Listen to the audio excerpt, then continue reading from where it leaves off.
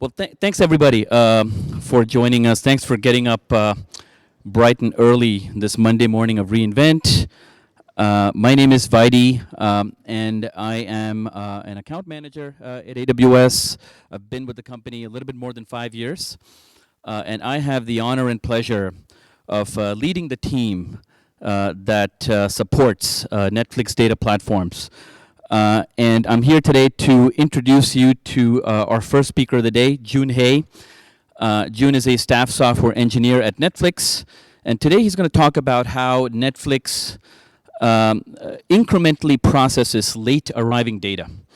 Data that and does it in a way that saves them compute costs, improves execution time, and reduces manual interventions and failures. So why is this important from a business standpoint? Well, it turns out that making sure all of these workflows and tasks and transactions occur in a certain sequence is critical to ensuring the freshness and the accuracy of a lot of Netflix's internal analytics. And this includes how they measure engagement, how they measure new signups, ad impressions, and things like that. So I'm looking forward to listening to a few things today.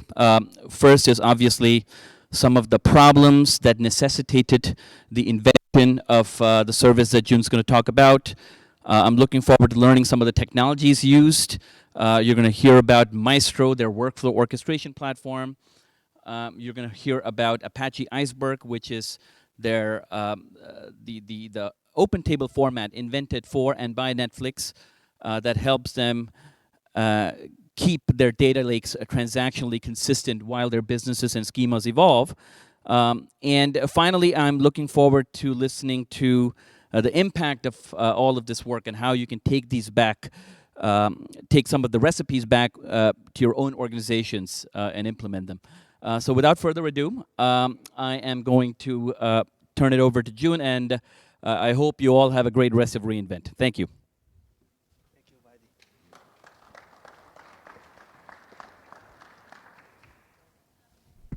Can you hear me?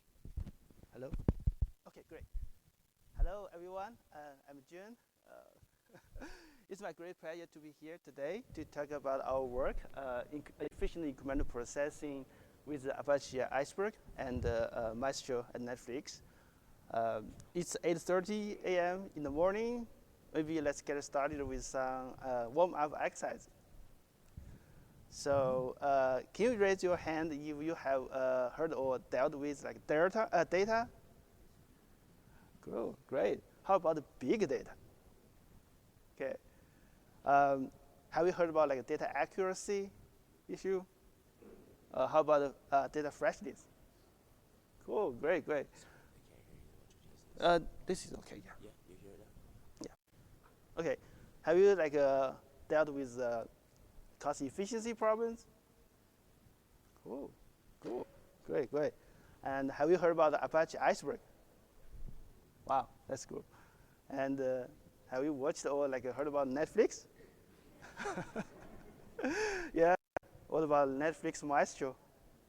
Okay, 1, 2, cool. Either movie or that Maestro movie or like the Maestro workflow orchestrator. Wonderful. Yeah.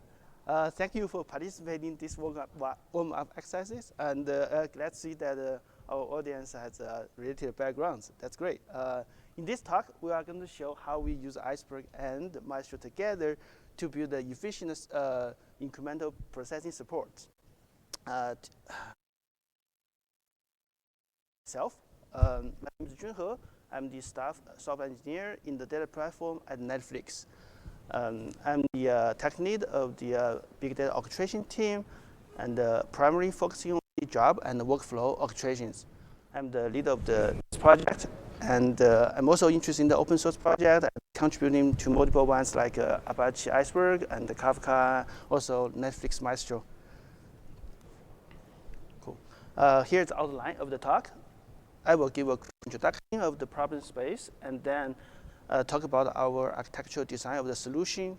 After that, I will show the use cases and the examples, and finally summarizing the talk with the key takeaway and the feature items. So introduction. Let's get started by looking at the landscape of the data insights and Netflix first. Another survey, yeah. Have you, can you raise your hand if you are the subscriber of Netflix? Cool. Yeah, very excited to see that. Thank you to be a Netflix subscriber, and hope you enjoyed the show. Experienced while navigating at Netflix.com or watch the shows, the personalized show recommendation is pretty good. Right? It is kind of not always, but some many times give you the show that you are. And so all this kind of personalized show recommendation actually powered by the data insights derived from multiple machine learning pipelines and data pipelines. And as Netflix is a data-driven company, many these kind of decisions are entirely driven by the data insights. And our data practitioners at Netflix, such as like data engineer, data scientist, machine learning engineer, even like software engineer, and even non-engineer, like a data protection, content producer, all run their data pipelines to get data insights they need. And this can be like as simple as the color used in the landing page, the first page that you visit Netflix.com, or that personalized the show recommendation, or the content producer might use the data insights to decide if they will renew the next season of the show or not. Or the security team may scan data to kind of see if there are security issues and so on. So everyone like run their data pipelines to get data insights they need. With the continued expansion of the business to new domains, right, new areas such as like from streaming to the games, ads, and recently like live, right? So the demand for data continue to grow. Also, these new business initiatives have the new requirements, like security requirements, privacy requirements, or the like latency requirements. They also bring a wide variety of use cases for data. While working on the data practitioners usually facing three common problems, like data accuracy, freshness, and cost efficiency. So with this huge amount of data, right, the data accuracy is very important. All the business decisions have to be made based on the high quality data. And also, it's quite expensive and time consuming if we want to collect data, given the size of the data. Data freshness is also important as our data practitioners need to process data from the data warehouse quickly to enable a faster business decision, right? Cost efficiency is always important while running business. Netflix spends more than $150 million per year just on the compute and the storage. Also, I want to call out that all these three problems are common problems in general. So no matter like how much data you have, it might be more impactful if you have a huge amount of data. But you can solve those three problems. It will be like a game changer and enable lots of new patterns and enable us to rethink about the ETL pipelines. Okay, while solving those three problems, there are many challenges. I think later in data is a major one. I use this visual example to show. For instance, last night I watched Netflix on my phone, and at 10:20 the phone's battery went out. Then the events at that time, like 10:20 generated at my phone, will be buffered at the phone. I want to send to a server. Then I put my phone to the charger and went to sleep. Today, at 8:20, 10 minutes ago, I turned on my phone, opened the app. Then the events buffered last night plus the events today, right? Both will send to the server, got processed. And so the events generated last night will be later in data, be processed multiple hours late. And then they will be read to like two different partitions of the table. And the key is that the event time matters a lot for the business, not the processing time. Many times the streaming pipeline uses the processing time to partition the table, to quickly append data to the something called like staging table or temporary table. And this is this can greatly simplify the streaming pipeline or that real-time streaming pipeline. But it leaves the the analytic batch pipeline to deal with the latent data later.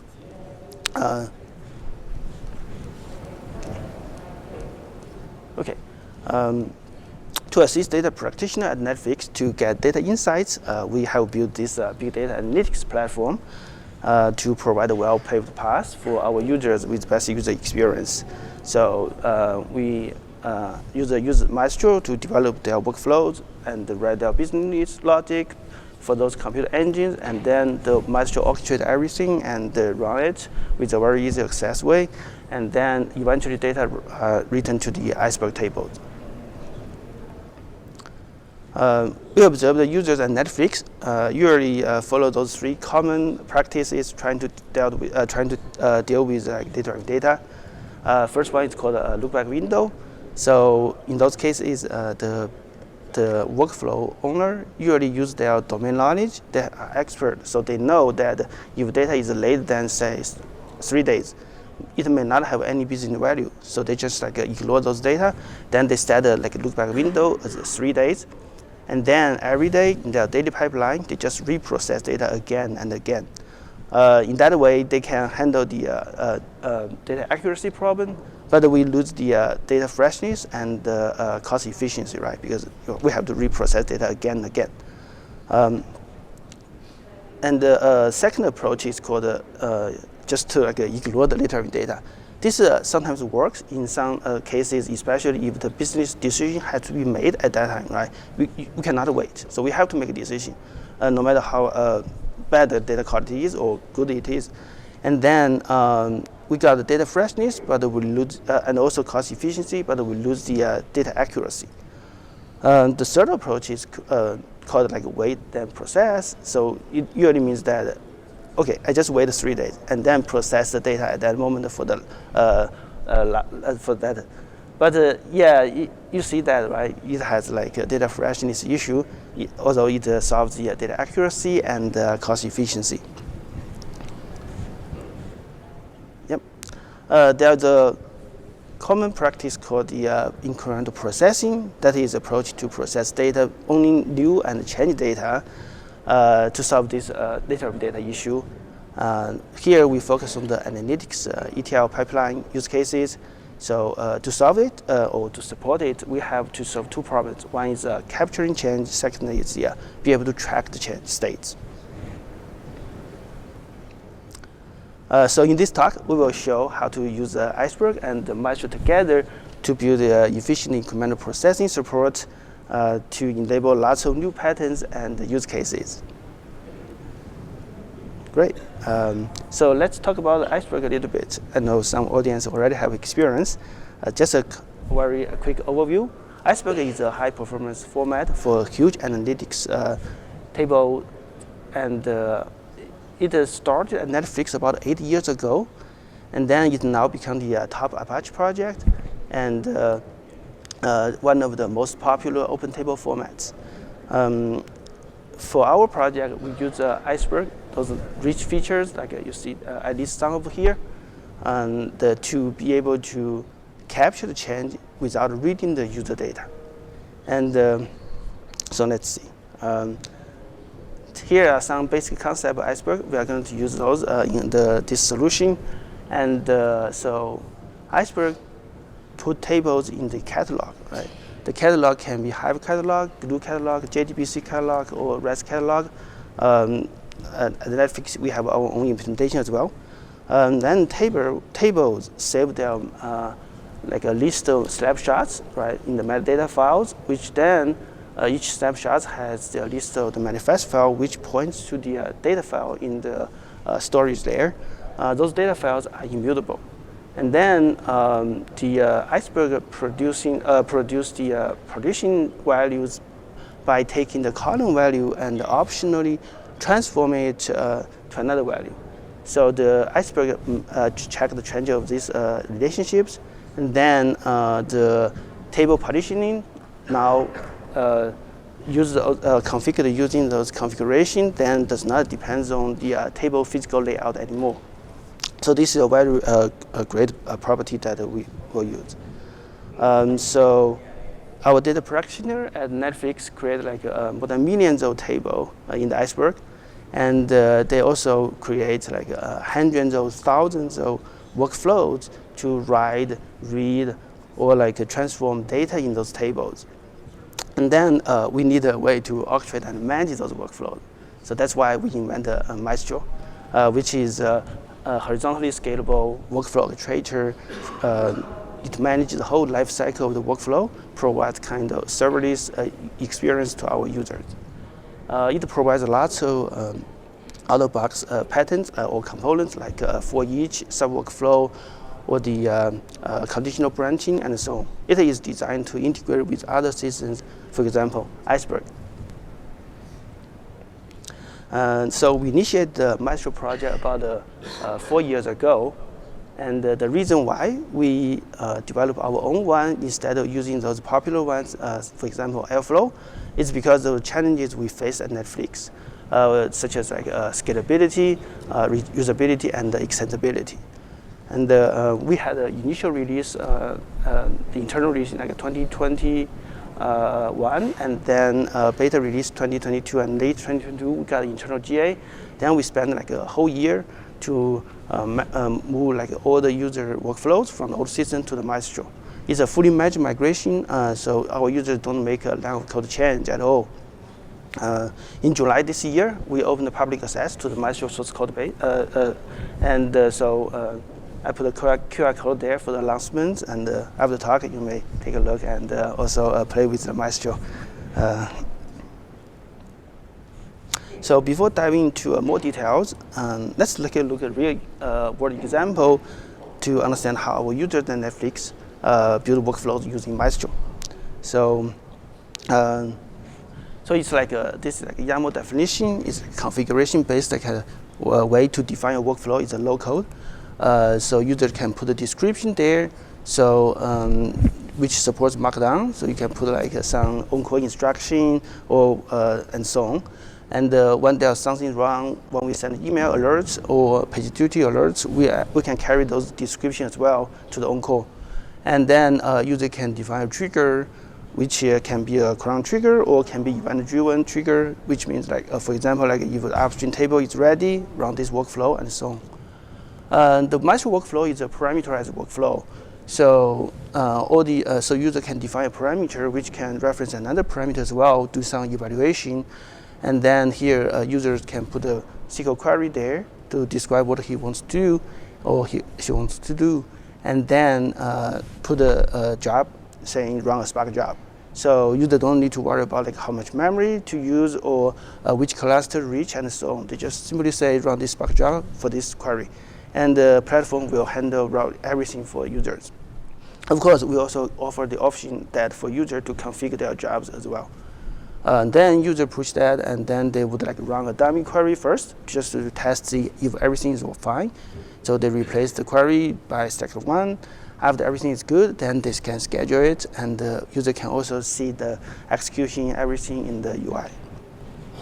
Okay, so Maestro provides a workflow orchestrator for everyone, serving thousands of internal users at Netflix. It provides multiple interfaces and flexible integration, dynamic workflow engine, and also extensible execution as well. Cool. Again, we would like to provide a clean and easy to adopt the solution to support efficient incremental processing with data accuracy, data freshness, and cost efficiency. So let's start the fun part, architecture design. There are two major goals of our design. First, it should efficiently capture the change without reading user data. This is not only because of the efficiency, but also because of security and the privacy requirement. So we cannot touch user data. Secondly, we would like to offer best user experience to onboarding users with the minimum code change. The key here is to decouple the change capturing from business logic, so the implementation can be engine and language agnostic from user perspective. So user can use like whatever they like SQL, PySpark, anything to write their business logic, and then enable the incremental processing support. Maestro provides all the supports for us to do those. Okay. So first, let's take a look at how we design the incremental change capturing. As I mentioned before, Apache Iceberg provides lots of rich information in the metadata layer. So in the snapshots, we can actually see or get a link to those data files. And in each metadata of the data file, it also shows like how many rows in that data file, and also for each column in that data file, what's the upper and the lower bound for that column. And using those information, we can build a zero data copy incremental change capturing table to include all the change data without copy the data. And then instead of reading from the original table, we can pass this table name as a parameter to the user business logic, and then they can just consume that to get all the change data, right? They can write their logic similar to consume from the original table, but instead they consume from this change table, which contains only the change data. Because there's no data copy, so it's super efficient. Also, the zero data copy table has the same schema and security access as the original table. So I use this visual graph to show how this works. So this is here we have an Iceberg table, DB1 table 1 at time T1. This is how the table looks like. It has like one snapshot and 5 data files there. And those 5 data files goes to 2 partitions, P0 and P1. Note that the partition is virtual, right? And the immutable data files will map to different partitions. And then at T2, user commits some changes and create a snapshot S1. And then S1 contains contains 3 new data files. And those 3 new data files goes to actually 3 partitions, P0, P1, and P2, because they are latent data. And then if we want to consume based on the partition information, right, consume data, we have to process the partition P0, P1, P5, P0, P1, P2, which means that we actually reprocess the 5 data files from the S0 snapshots. So that's like reprocessing, and then we have to insert overrides to the target table again.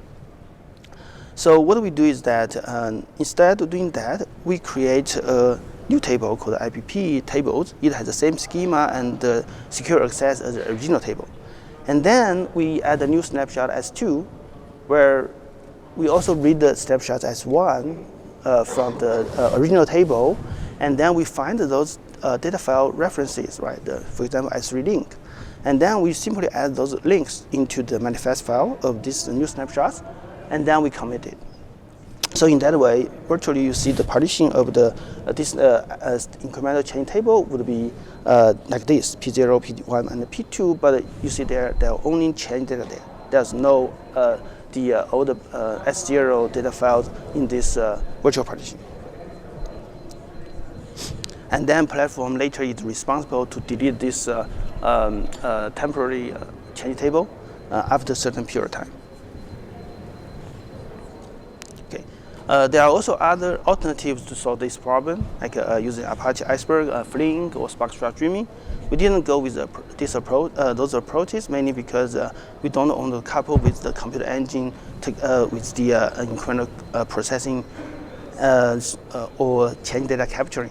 So in that case, our users may have to use their library, and then in their business logic, they have to call those APIs, right? Doing those things and in their own business logic, which we would like to avoid that to save the amount of code change in the user business logic. Also, user, in case they don't use Spark or Flink, right? They also would like to have the incremental processing. Then we need a solution for them. But the underlying, they all use a similar Iceberg low-level APIs. And here I use those code snippets to show how it works. So basically, we first read the original table, get snapshots, and then filter based on some criteria, like from, to, timestamp. And then we create a change table. We then read through those snapshots from the original table, just metadata, and then get the data file links, and then add them into these snapshots and commit it. So you may consider a similar approach to like in your work. if applicable. This is just like a demonstrate how it works. It's simple, but it's not production code, but it shows clearly how we do that.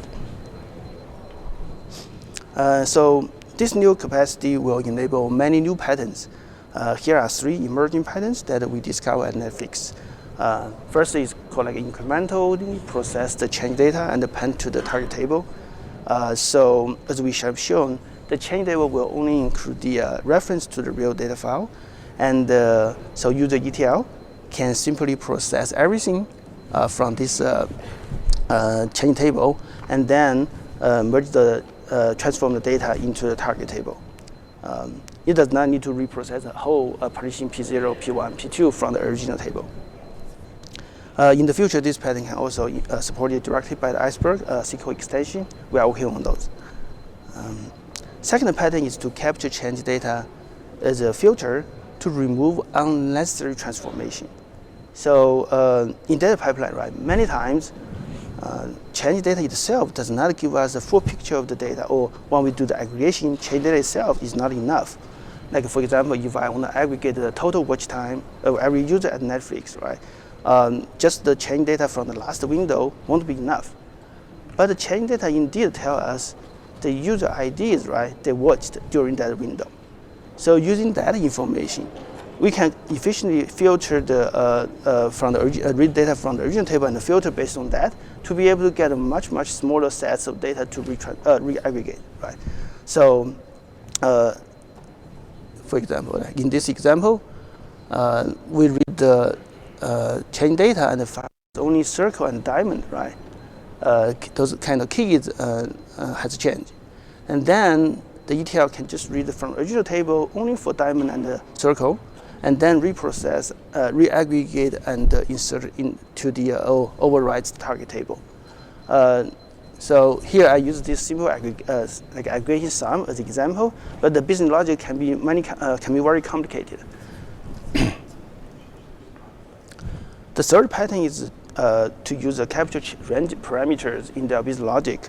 This approach does not involve to create a change table. Instead, it reads the those data files to get the lower bound and the upper bound of those specific column or columns that user interest. In this example, user interest in like the partition key column, and then they can know that from both source table 1 and 2, right, the minimum change of the partition key is P1 and the max is P2. And then once they got this value in the ETL pipeline, when they join the tables, they can just read based on this range from get all the tables from P1 and the P2 and do the join and doing the complicated processing there. So using this pattern, they don't need to guesstimate like the range and then like say for the past 3 days I can rejoin them again or something. They can exactly know like what's the range they need to rejoin. Okay, but we are not done yet. Onboarding cost is another major concern. So as I mentioned, we have thousands of data practitioners, and Netflix develop hundreds of thousands of workflows, right? Those workflows work together, also like a multi-stage workflow that user use. And so we cannot ask a user to change their pipeline or for all the users, or we cannot ask a user say, oh, you have to migrate all the pipeline at once or something, right, in one shot. So we have to have a solution that with minimum code change for users, plus that also user can migrate or move the workflows step by step. Or if they don't want move, they just don't move. And then in those cases, like incremental processing enable workflow and the normal workflows has to also work together. And then those extra costs like development costs, operation no cost, and the maintenance cost also sometimes even offsets the benefits doing the incremental processing. So users sometimes you mention like they don't have time to rewrite their pipeline. So is there a way to just like magically make it work with little changes? The answer is yes. So to address those concerns, we provide another two interfaces in addition to the table interface to address those problems. There are two new step types called the IP capture step type that the Maestro provides to embed all the incremental processing or change capturing the implementation, which is managed by the pipeline or managed by the data platform. Sorry, and then it can capture change from the last checkpoint, and then it pack the change either in those parameters of the range or the table parameter, and then pass it to the user workflows. And then in the second user jobs, they can just consume that, and then at the end, the last interface is IP commit step type, which can commit the changes based on the information from the IP capture step. So with this design, user can onboard their workflows on their own and with very low efforts. And they also can have a mix of workflows because this is just like a standardized Maestro workflow.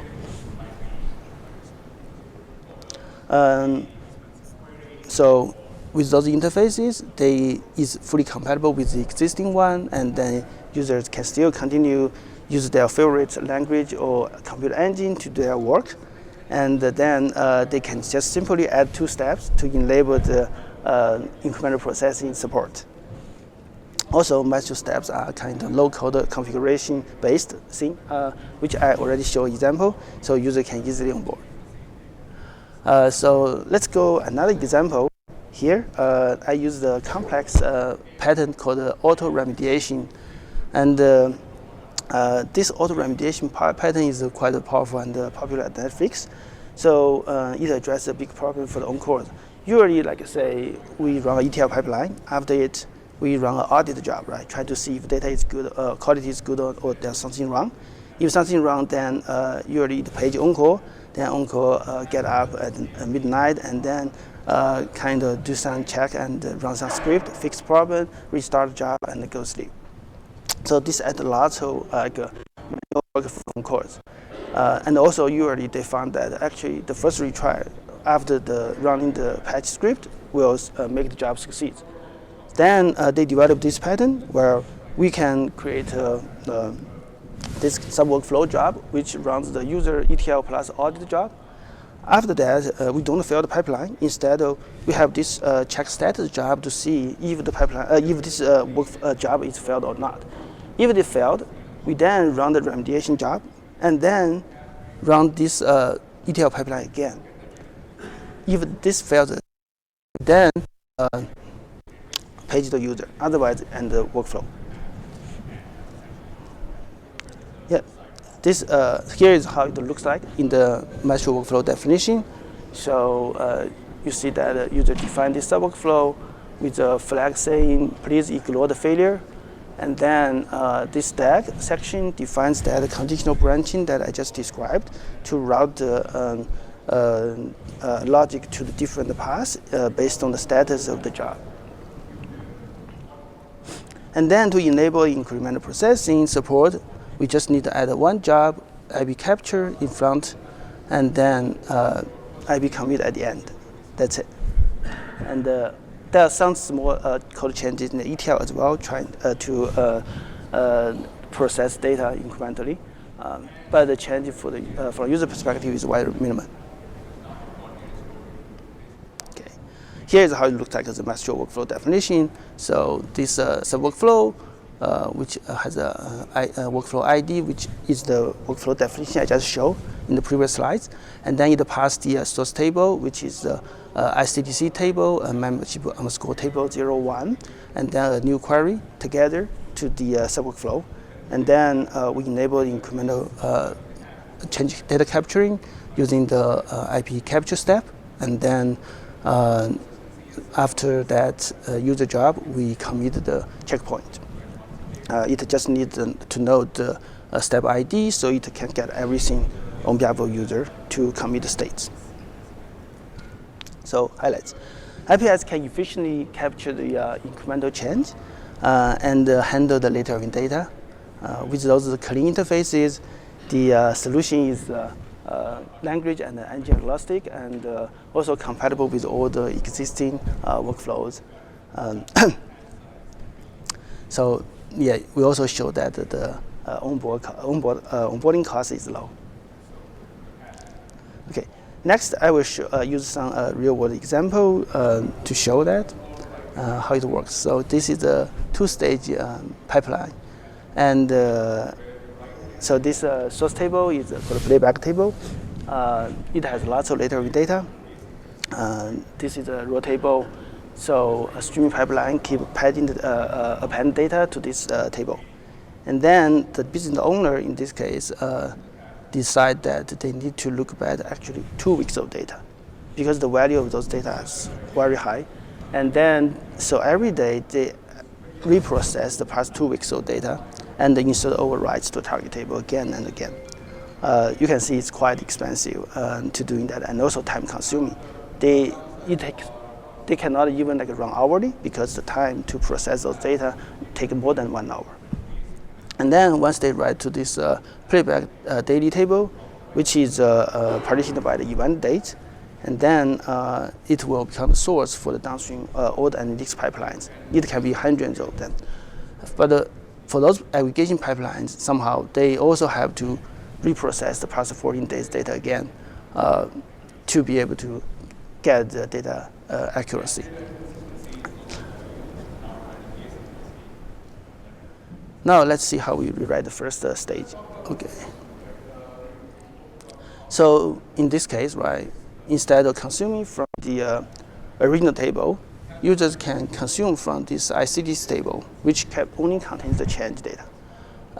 And then they just merge into the data into the target table. So IPS makes it very efficient. So we can even bring the cadence of this execution down to the hourly. Also, using this IPS pattern, we can get rid of that lookback window, which is very valuable because once the either traffic pattern or the business logic has some change, right? You have to adjust this lookback window, maybe down from like 14 days to 7 days or 30 days, something like that. But whenever you do that, you have to ask all your downstream consumers to do that as well. So everyone have to change their code, right? That's a lot of work. With the incremental processing support, users don't need to worry about that anymore. This is, I use the SQL query to show what's the kind of code change users have to make. So instead of insert overrides, they use merge into to write merge data into the target table. Here you can also use insert into if there's like another ETL pipeline running periodically trying to compact the small data file or doing the dedupe. Sometimes actually users have that kind of workflow already because the staging table may already have some like duplicate data. And then they just select from the playback ICDs table and then have this, because we use merge into, we need this dedupe logic as well. So from this side to side comparison, we see that onboarding cost is really low, right? Their business logic is not changed at all, which is the complicated transform of the from the original column to the target column value. Okay. Now let's update the second stage of the original pipeline by using the IPS. So here, we also we still need to create an ICDs table to capture change. But because this is aggregation, the change data itself is not enough. So we have to join this table with the original source table together to get the all the keys, all the changes that we need to re-aggregate, and then merge into the target table.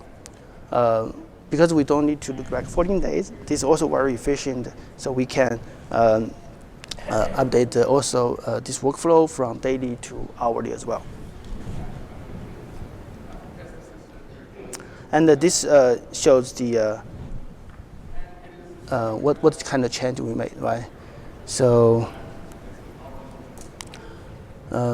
instead of using insert overrides, we use the merge into, and then we need to join with the original ICDs table, and on those aggregation keys, right? It can be user ID, can be movie ID, based on different requirement of their business logic. They can set it, and then we do a dedupe logic here, so to remove the duplicate keys. All right. Okay. So here you see that we found above two-stage pipeline upgraded to the below that new multi-stage pipeline with IPS enabled. We can save a lot of cost. So in this example, right, user have to look back 14 days, and then as we remove that, we can actually see the new pipeline only costs less than 10% of the original pipeline. That's a huge savings. Okay.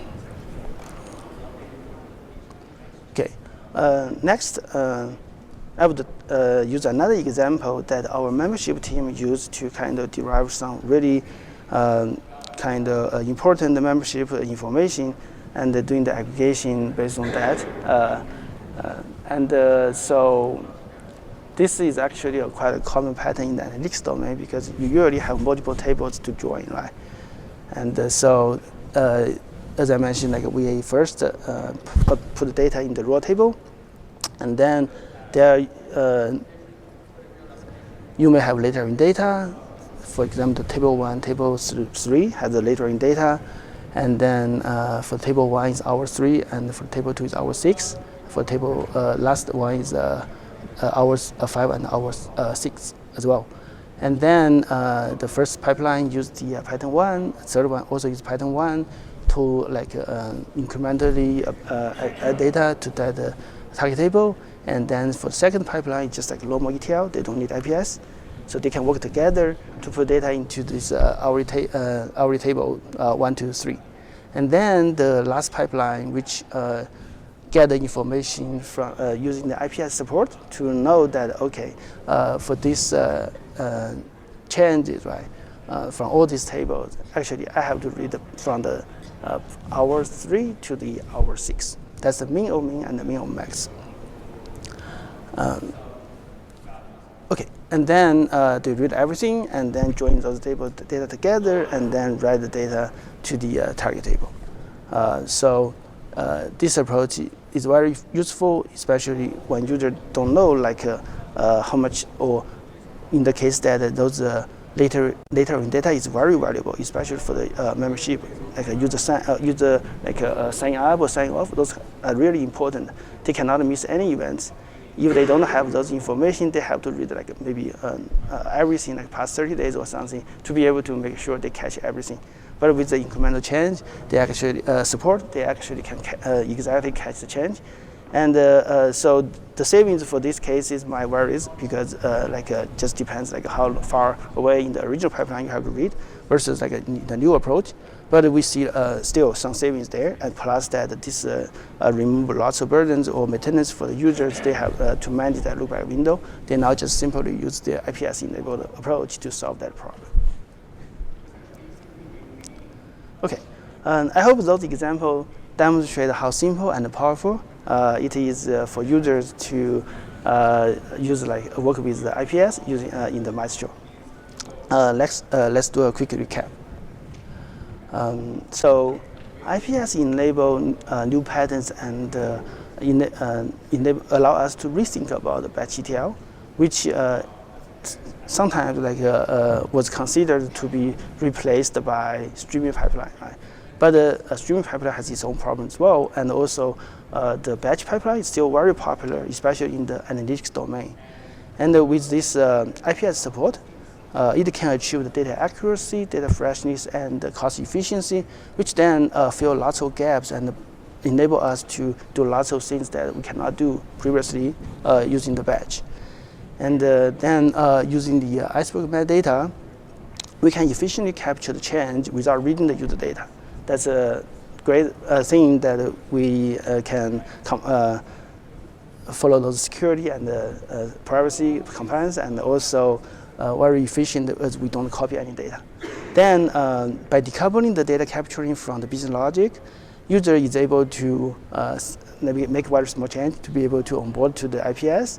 And also, those clean interface can bring a great user experience, as I show in those examples.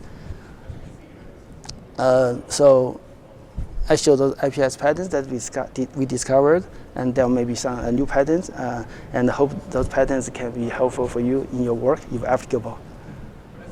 So what's next? We are going to work to add a view to the SQL extension of Iceberg. So instead of build that table, we can simply build a view to select from 2 snapshots or between like 2 timestamps to be able to get change data. And so it's also zero data copy, but with that, we can reduce the maintenance cost for the platform. We don't need to maintain that temporary table. And we also plan to support other types of the snapshots, like instead of just append-only, we may support like instead of the overrides snapshots and also delete snapshots. We are also working with the Iceberg community to share this approach in cookbooks. And last but not the least, we are working on a multi-stage auto-cascading data backfill supports using the IPS as well. Okay.